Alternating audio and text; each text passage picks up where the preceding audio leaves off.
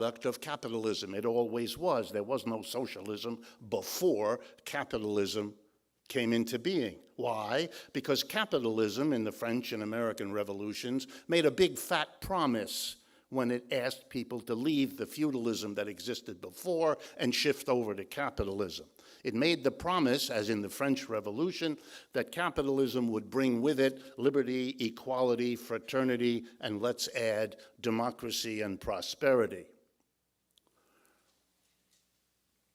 Socialism is the movement that recognizes that what capitalism promised, liberty, equality, fraternity, and democracy, wasn't delivered and never was.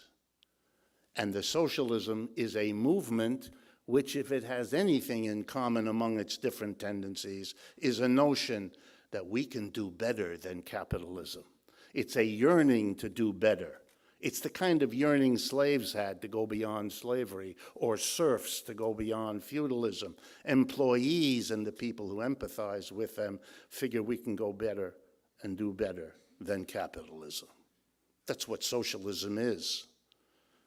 Beyond that, socialists agree about three flaws, failures of capitalism. And again, briefly, to go through them, but there are three. Capitalism is unstable. Capitalism is unequal, and capitalism is fundamentally undemocratic. Let me briefly explain. Unstable. Every 4 to 7 years in every capitalist country, on average, there's an economic downturn, not due to nature and not due to war, just built into the system. It's called the business cycle because it always comes back. Millions of people lose work. Businesses go out of business. A crazy crash.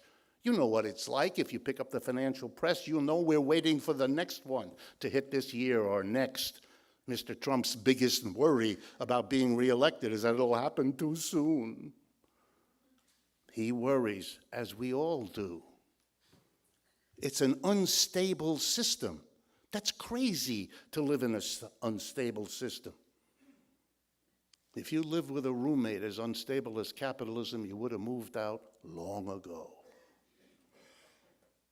What an amazing thing to accept a system that every 4 to 7 years threatens millions of people with unemployment, lost income, interrupted vacation, interrupted education, lost mortgage, you name it.